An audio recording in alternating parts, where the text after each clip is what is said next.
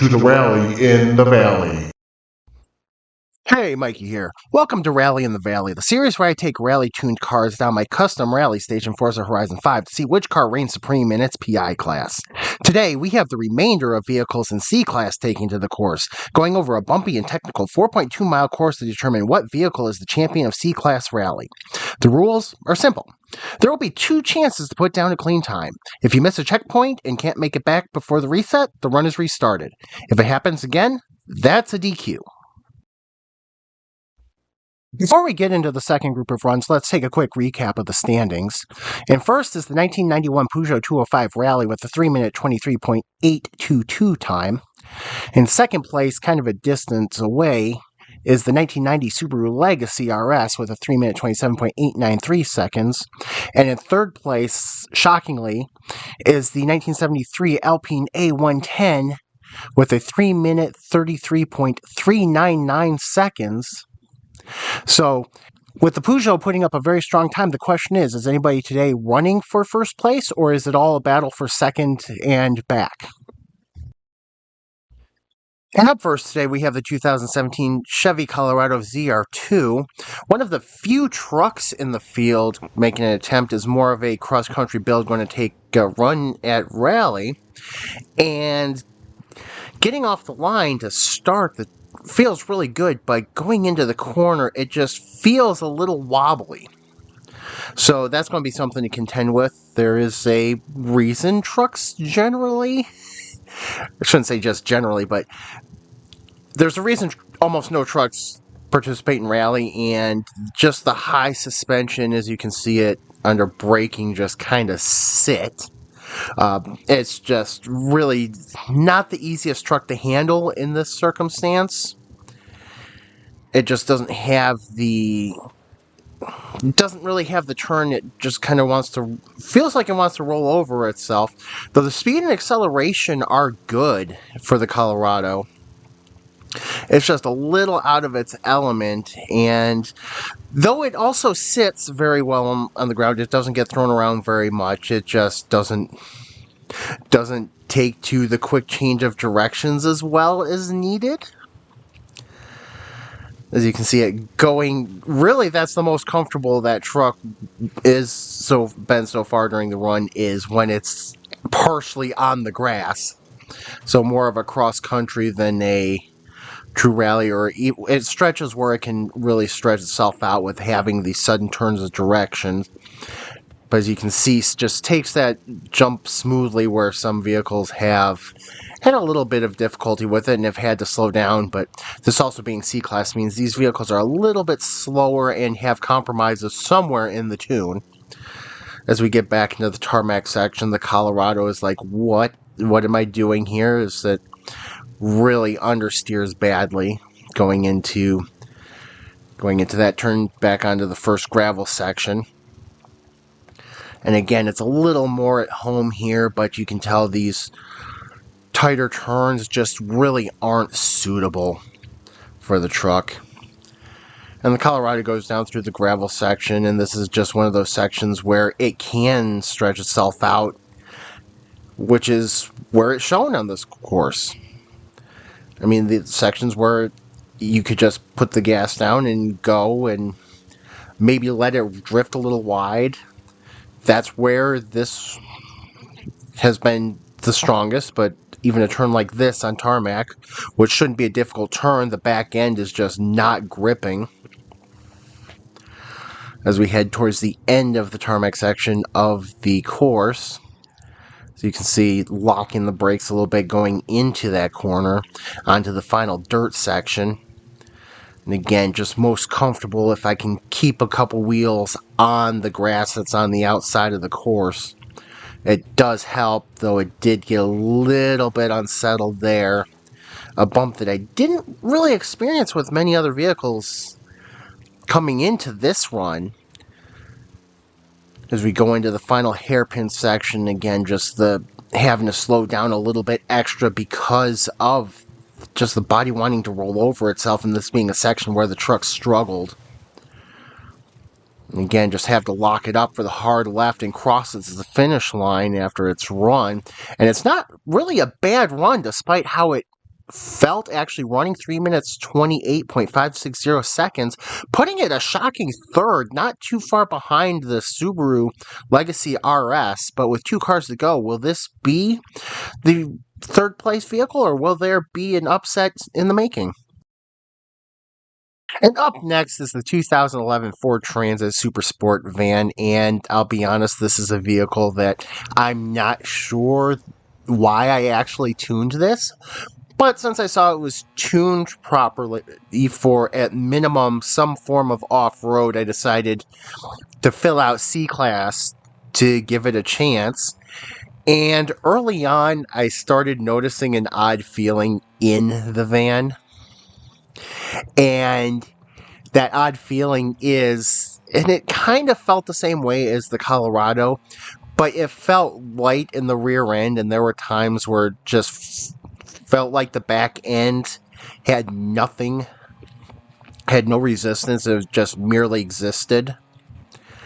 And this really mostly came out during the tarmac sections, and the Ford Transit Super Sport van is the first one to take out the sign entering the valley on its run.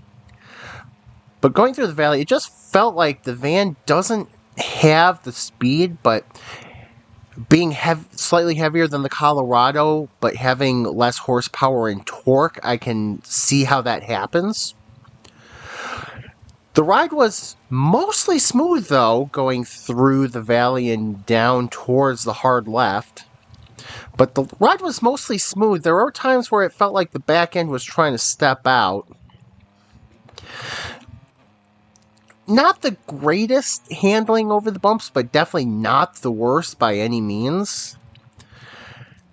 But it just, the back end feeling like it was going to kick out constantly just made it very difficult to go through corners the way I'd like to. But I really shouldn't be surprised with it being a van, no weight in the back end, and having a higher center of gravity. As we head on to the first gravel section, and it, don't get me wrong, the van was decent enough. It just felt very weird to drive, and the feel of it, you can tell it was just, I could just tell it was not at home in this kind of competition. And again, it's a vehicle that I don't even remember tuning. I don't know why I tuned it. The Supervan probably doesn't know why it's here. It just knows it's running and isn't doing the worst job at it.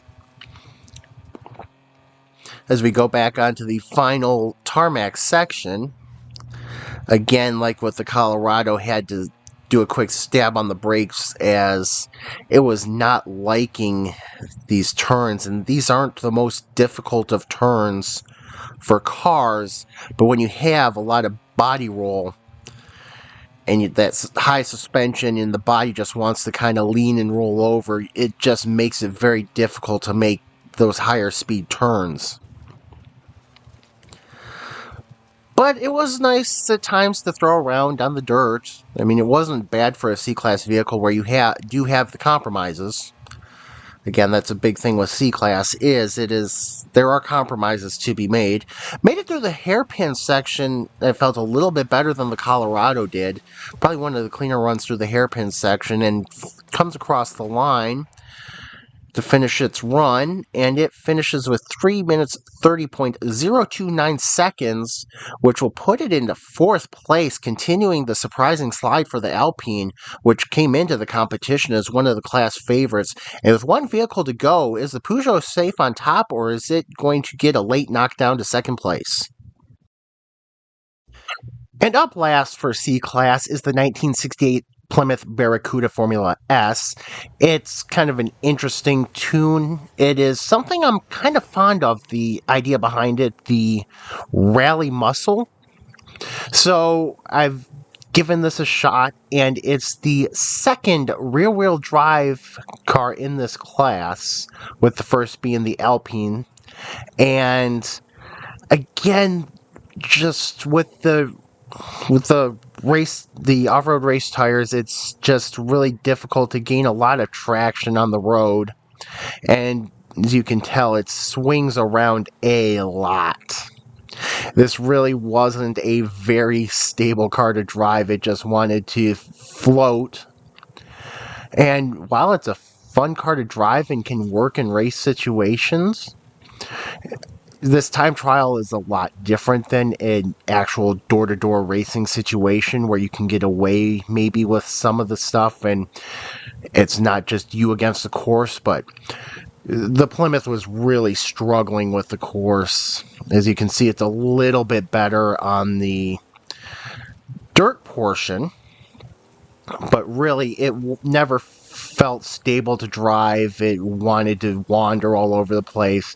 And rear-wheel drive on off-road can be very tough to deal with as we head up towards the hard left. As you can see, I locked the brakes to have to throw it into the corner and almost spin it, but get it back settled as we go into the jump to go between the trees and under the googly eyes. As I clip a tree going into the googly eyes, luckily didn't slam directly into it, so minimal time was lost, but still just the car swaying around and not really being settled as much as I would like. And I do like to throw cars around off-road. I do like getting them sideways, but there is a feeling of control that needs to be there to be able to do it, and this car just didn't have it. So as we go through the first gravel section, it got through fairly cleanly, going down the longer stretches, and again, this is another one like the two previous ones that have run today. The Colorado and the Super Van just needed some room to be able to run in a line, and this course may have a couple areas like that, but it doesn't make up enough of the course to suit the Plymouth's strengths. As we exit the gravel section, back onto the tarmac section, again, this car really didn't respond well to the tarmac section, though it did a little better on this end of the tarmac section instead of the first part of the course. As we head into the final dirt section, got it turned, just having a hard time getting it turned with less grip. As we head down through the last dirt section, trying to get to the last hairpin, and right now this run really not fast, but not surprising considering that it hasn't been under control, and then I just hit wide of my mark going into that section. Again, lose a few seconds, but overall, with as difficult as this run's been, it wouldn't have moved it up into fifth. So the Plymouth is going to be resigned to a last place run, finally getting through the hairpin and across the line.